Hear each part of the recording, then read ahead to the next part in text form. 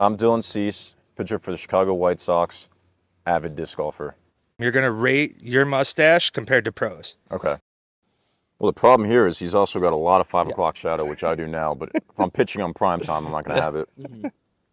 That's a good mustache. I think he and I have very similar mustaches, so I'm going to go about even. Casey White, he's got the young man mustache, give it a couple years, I think it'll thicken out. His has kind of a good, comedic factor to it because it is a little thinner, so I'm going to give his a high rating, but I can't say it tops mine. Gavin, this one's a thin one. This one definitely you need a little bit of that there, yeah, make it all pop. I'm gonna rate mine above his. Sorry, Gavin. Yours isn't bad, but it's a little thin. That's okay. Kevin, okay. I think if he went mustache and soul patch, it could be interesting and get close, but right now I gotta give it to me.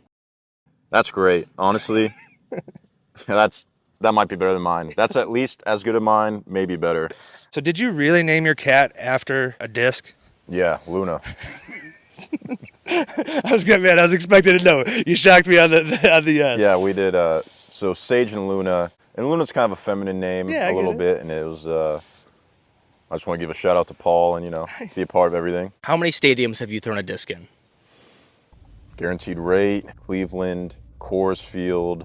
I think just 3 right now. I know Paul and I had talked about doing something where I try to throw a disc out of every stadium and all that, but could you throw over the Green Monster, you think? Yeah, 310. If I can't throw 310, I need to hang it up. We gotta throw it all the way up though. 310 way up. Yeah, I do that on accident anyways.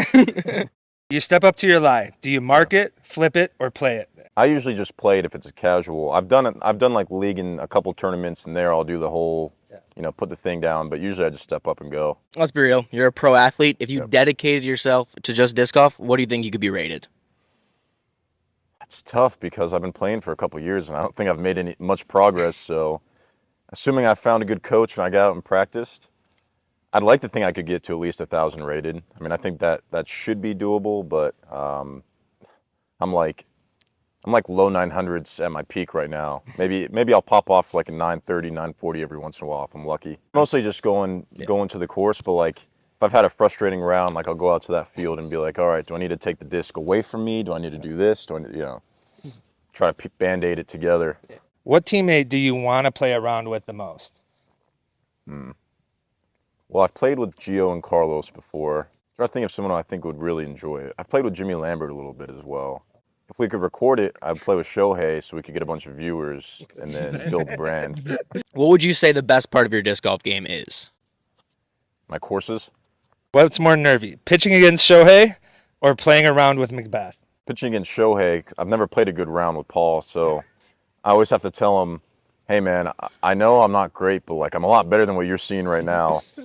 And then every time you pitch against Shohei, it's all right, let's really get this ball here because I don't want it to go over the fence. So definitely Shohei. What's the best disc in your collection? Ooh, best disc. I got some cool 4-times from Paul. I actually, funny story, a group of us were playing Fortnite the other day, and I said, Paul, if we win this round, you got to send me a 4-time. And he said, all right, you got to send me a bat then. So we ended up winning the game. I went and got a Juan Soto bat and traded him for a nasty 4-time. But best disc, I got a lot of cool ones. I've bought a bunch of them over the years, but it's got to be probably a 4-time. I'll have to go see what I have. What's one disc you can't play around without? Ooh, probably a zone. Would you rather birdie 9 holes, but also bogey 9 holes, or par 18 straight? Birdie bogey, as long as I have birdied a bunch. If you could steal one skill from a pro, who would it be and what skill? Since I play in a lot of wooded courses, it would have to be James Conrad's wooded course playing ability. His shot shaping and accuracy in wooded courses. When did you first play disc golf? I want to say my brother introduced it to me 2017. Yeah, I remember in 2017, I was in Low A, South Bend, Indiana, and he came out and visited me. And he was like, yeah, I'm trying to play a course in every state. And at this point, I didn't even know what disc golf was. So I was like, okay, whatever. He went and played and he told me about it. And then probably that off season, I remember at this time, we had both lived with my parents, and he always had Jomez on YouTube. And I would get home from working out, and he'd be doing his homework, and I'd be like, what is this? This is the lamest thing I've ever seen. I was giving him a hard time, and he's like, no, it's sick. You have to play it. So I went and walked a couple times with him, like at Wills Park when he would play. And then I just tried it, and you know how you suck bad at first, and you either have that will to be like, all right, I'm going to make this thing go straight at some point, or I guess you give up. And I had to do it. So once I got hooked, I wanted to play pretty much every day, and then COVID hit. So it was like really good timing of like, I just kind of had gotten into it the year before. COVID hit, we have nothing to do. All we can do is be outside. So I think he and I played like 4 or 5 rounds a week for like the entire, almost all of COVID. I got one ace. I got it. Yeah, I had it hung up on my wall. It was with a Ricky Wysocki. I think it was just a putter. I think it was an AVR actually. Yeah, just a little like 250-foot like flex ace shot. But yeah, it was electric. Hole 13 at Wills Park. If you threw your third one in, would you count that as an ace? It would be a tainted ace for sure. Okay. It would definitely not feel as good as a live ace. You got a dream course that you're trying to hit one day? I've played Maple Hill. I mean, honestly, this is going to sound corny, but Cactus Rock when it's done. Yeah, I just went and threw the front 9 and some of the back of it.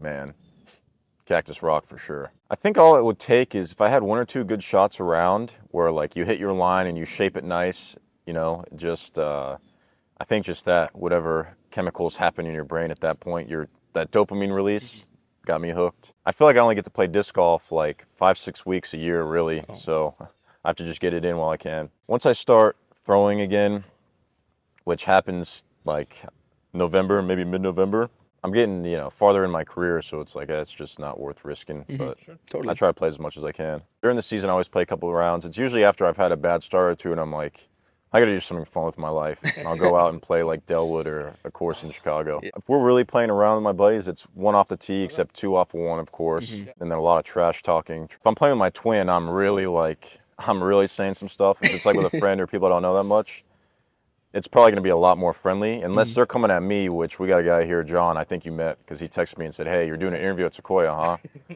That guy, you talk trash to me, it's on. Is there anything that people think would translate from baseball to disc golf that just doesn't? I'm not accurate either one, so I would say power, but I'm not powerful at disc golf, so I would say the focus, for instance, with putting, one thing I've been working on is like instead of doing anything mechanical, literally just picking out a target at the chain or wherever and just focusing on the target, and it's made my putting like 10 times better than it's ever been. So baseball is kind of the same way, where if you get super mechanical, it's almost like you can't enter that flow state or that state where kind of you trust your body. So I think that's the biggest thing that translates is like not always having a mechanical thing that you're doing, having something that you trust. But with my drives, since I don't really have great form and I don't know what I'm doing with it, I have to always like be tinkering, like, all right, let's land close, let's do this. Just try to band-aid it, All right, you own 2 disc golf properties. Was this a plan you had? The saying is, ceases always do things in 2, because I got 2 cats, my brother got 2 dogs, all that. I had just been talking for years to Paul, like, hey man, if I buy land, would you be willing to design a course for me? I really want to, I don't know why disc golf doesn't have more like really legendary pay-to-play courses. He's like, yes, but he didn't want me to spend the money on it. And then I had a good 2022 where I made a lot of bonus money and all that. So it was like, hey, this land in Tuscaloosa is not that expensive.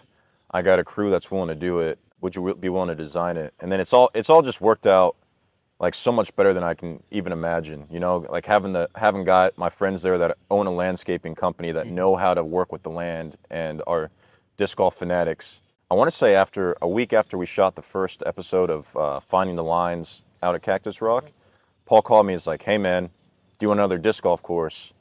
And I paused and I was like, yeah, I do. Tell me about it. And he's like, well, we got this course in Florida. It's pretty much considered the best course in Florida, and it's about to be sold off to a house developer. And I think we can get it, turn it into something permanent, and make it a pay-to-play. And pretty much from there, we just started brainstorming and trying to figure out, like, is this economically feasible? Because that property was like a lot of money. So it was like with Cactus Rock, it's like that one's still a lot of money, but it's like that one's more of, if it fails, it's like, okay, I still got the land, blah blah blah. With the it's like, okay, let's like really figure out how we can make that one feasible. So once he said, this is the best course in Florida, I'm like, all right, so I could have maybe the best course in Alabama and Florida. It's like maybe I can expand and do more. We'll see. I'd like to, I'd like to keep making them. It's a lot of fun. Did you ever imagine when buying that Third on the Mountain property that it would end up on the Pro Tour? Yeah. Long term, I'd love to have a really big event out there. I'd like to have a lot of like content creators out there. I'd like it to be considered one of the most epic courses in the country, which, and I am biased. I mean, it's my course, but it's unbelievable, man. When you play it, it feels like you're playing 4 different courses in one. Like the different landscape and the elevation, and it's like one part's like an old forest, and you get to this new young forest, and then you get to this pond area, and it's like it's just got such a wide variety of everything. Shot shaping, beauty, big rocks, streams, creeks, like it's naturey disc golf to the extreme. My vision for it is I'd really like it to build the brand of it, have some really cool merch, have it be something that like the disc golf community really considers it to be iconic and something that anyone who plays disc golf semi-serious has to play at least once. If we really pushed it, I think we could probably have most of the tee pads and baskets in right now. Hole 15 and 16 are really the only ones that are like pretty raw. All the rest of them, pretty much the fairways have been cut out of them and are pretty throwable. The thing with it is it's my partner's still like they're still working kind of their main job with it too. So if we really pushed it, I think we could have it done early 2024, but I would say no later than like halfway through next year, but probably even sooner than that realistically. And seeing Paul design that thing, man, there's so much that I would have never thought in a million years to take into account that he was taking into account. Just like how to loop the course to where you end at like the pro shop from hole 9 so you can get drinks and stuff in hole 18, like little details like that, and like how to make it flow seamlessly, different shot shapes, making sure you don't have too much of the same one, making sure you don't have too much elevation, too much of this and that. It's like, and then the kind of the creativity to be able to see like a lot of, I mean, the land was like raw land, so it's like, like imagine this and going, okay, we can cut a fairway that goes like that. It's like, I like the idea of just having guys that are more talented or that's more of their expertise, and me either funding it or helping brand it, kind of, staying in my lane with it. And just, I mean, I would love to have a bunch of really iconic courses. It's crazy because I kind of just think back to like when I first got into it, and I always, even from the beginning, I mean, I really loved it. I never got to the point where I was like trying to play in every tournament or do this and that. It was more casual. I just liked playing with my brother. There's such a unique community with it, and there's such a unique following and love for it once you're in it. That was just really attractive to me, and I just thought it would be, there's just such a really cool opportunity if you're willing to kind of put your balls out there, go and make something happen and try to do something big. I feel like this is the type of community that like really appreciates it and supports it. So it's given me a lot in a lot of different ways. It gives me an outlet to be like really creative and, create brands and do stuff like that. I love land and going and looking at land, buying land, so I get to incorporate that. Honestly, it's great for me during the season. It kind of gives me something to put my mind on, like on the entrepreneur side as well, trying to figure out different revenue streams and this and that. And it's like, it's been a lot of fun, and I really hope that we can make something that people really enjoy, and we keep growing it. And what I've noticed a lot with this and in life in general is, like, I might not even have a plan for something, but it's like, all it takes is someone calling you and saying, hey man, I've got, like Paul, hey, I got this course. And it's like, okay, now I've got 2 of them. Like, I'm really excited to see what potentially could happen in the future with with everything. I talked to Paul about this. I think it'd be cool if I started shooting rounds and I was like, all right, -18 at Sequoia Park, and I show myself shooting a perfect round, and then at the end I show how many shots it took me to do it. Definitely plan on bringing the content back. Unfortunately, I'm not very tech savvy, so I got to get an editor and this and that, but I definitely would like to make more content. So I've got the name of our Florida course. That's going to be dropping soon, so you guys stay tuned for that. Excited to see it on the tour. So yeah, but it would mean a lot if you're willing to buy merch or support us with that, because there are a lot of expenses that go into it, especially maintaining the courses. So help support us, help us grow it. We plan on pretty much putting all the money back into disc golf. So hopefully we can keep buying more land and making epic courses. So check out Cactus Rock on Instagram. I can't plug my other one yet, but we'll all know that one soon. Check them out. and Supreme Flight. We got some big stuff coming up with Supreme Flight as well. So yeah, stay tuned.